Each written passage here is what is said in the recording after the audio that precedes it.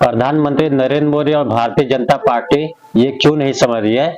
जब वो यूक्रेन के राष्ट्रपति जेलेंस्की से मिले तो उन्होंने खरी खरी सुना दी दोस्तों।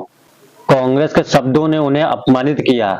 जी हाँ दोस्तों, जेलेंस्की ने कहा, आज के तारीख में दोस्तों अगर भारत रूस के साथ अपना तेल का व्यापार बंद कर दे तो ये युद्ध रुक जाएगा।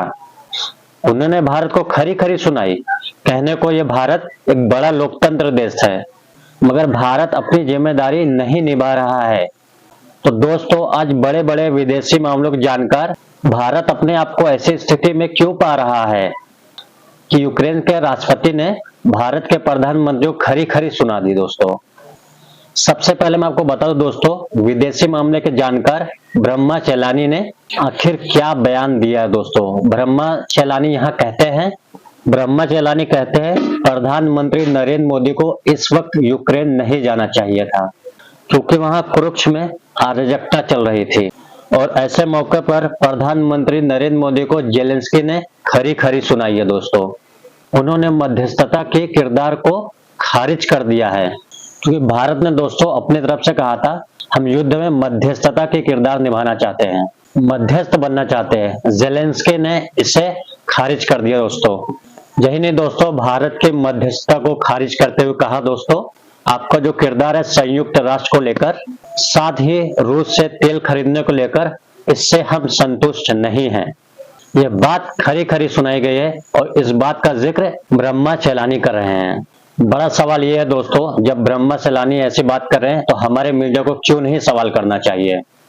मैं आपको बतलाना चाहूंगा दोस्तों, मुकेश अंबानी का न्यूज चैनल क्या कह रहा है। 20 सेकंड का यह क्लिप देखिए। मैं आपको याद दिलाना चाहता हूँ, आज से पहले 1 महीना पहले जब प्रधानमंत्री रूस गए थे और व्लादिमीर पुतिन को जब उन्होंने गले लगाया था दोस्तों, तब उस वक्त यूक्रेन के राष्ट्रपति ने कहा दोस्तों प्रधानमंत्री नरेंद्र मोदी को एक युद्ध अपराधी को गले नहीं लगाना चाहिए था। और आज का न्यूज चैनल यह कह रहा है दोस्तों प्रधानमंत्री युद्ध रुकवाने वाले हैं, जबकि जेलेंस्की ने क्या क्या खरी खरी सुनाई ये कुछ देर बाद मैं आपको बताऊंगा। दोस्तों पहले सुनिए दोस्तों ये न्यूज चैनल किस तरह से अपने दर्शकों को झूठ बोल रहा है। समय का चक्र देखिए, शायद आज जेलेंस्की को अपने उस बयान पर बहुत अफसोस हो रहा होगा कि उन्हें भारत को समझने में भूल की, क्योंकि आज जब मोदी कीव पहुंचे तो मोदी का हाथ जेलेंस्की के कंधे पर था, जेलेंस्की के कंधे पर था। और शायद यही विश्व नेता या ग्लोबल लीडर की पहचान होती है, जिस भूमिका में आज पूरी दुनिया भारत और मोदी को देख रही है।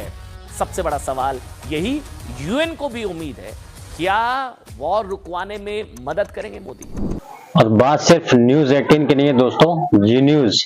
जेलेंस्की ने मान ली मोदी की बात, रुक गया युद्ध, रूस समेत चौंकी पूरी दुनिया। तो बिल्कुल सरासर झूठ है दोस्तों। जेलेंस्की ने क्या किया मैं आपको पढ़कर सुनाना चाहता हूं। आपके सामने स्क्रीन पर उनका बयान।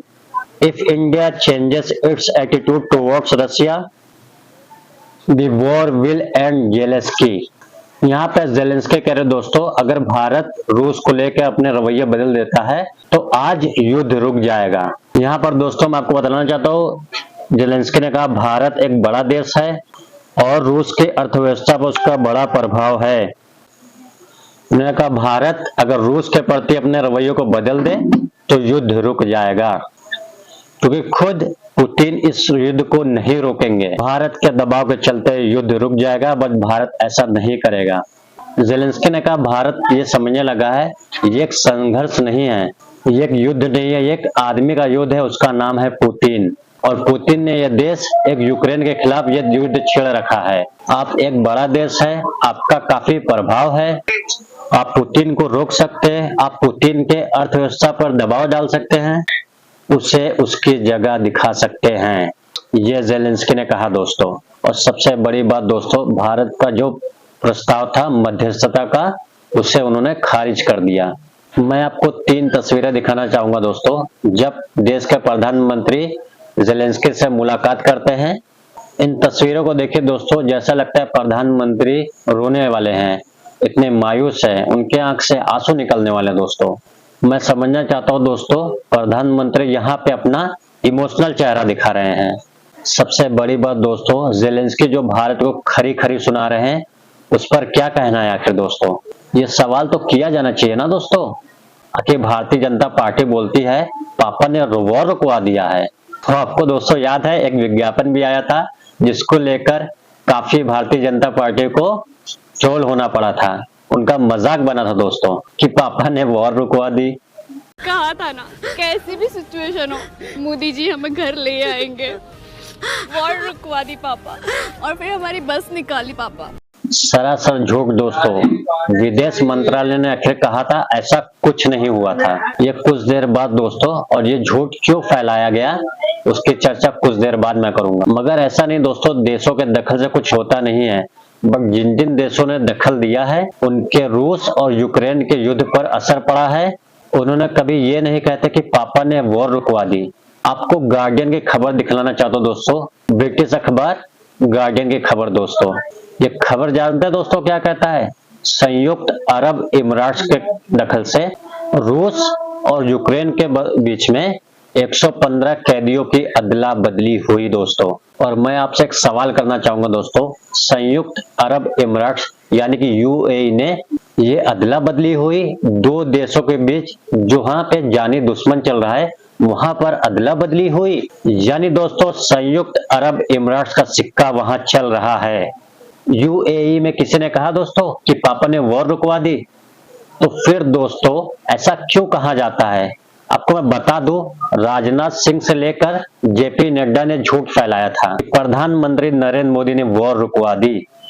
और जिस तरह से दोस्तों यूएई के वजह से 115 कैदियों की अदला बदली हुई है, इस पर कांग्रेस के प्रवक्ता ने तल्ख टिप्पणी की है। आप देखिए मेरे स्क्रीन पर क्या कहते हैं पवन खेड़ा साहब यानी मोदी जी, मणिपुर छोड़कर यूक्रेन रूस युद्ध में मध्यस्थता करने पहुंच गए हैं और वहां न केवल जेलेंस्की ने हमें अपमानित किया, उल्टा रूस और यूक्रेन दोनों ने संयुक्त अरब इमरात की मध्यस्थता स्वीकार की और 115 युद्ध कैदियों की रिहाई भी संभव। आपको तो कौन मैं खामखा करना है तो कीजिए। भारत के साख से खिलवाड़ करने का आखिर क्या हक है? यहाँ पर दोस्तों जो पवन खेड़ा सवाल उठा रहे वो तो वाजिब है ना दोस्तों। फिर मणिपुर पर प्रधानमंत्री क्यों नहीं जाते, वहां पर लोगों को गले आखिर क्यों नहीं लगाते दोस्तों? सबसे बड़ी बात दोस्तों, संयुक्त अरब इमरात की वजह से वहां पे 115 कैदियों की अदला बदली हुई।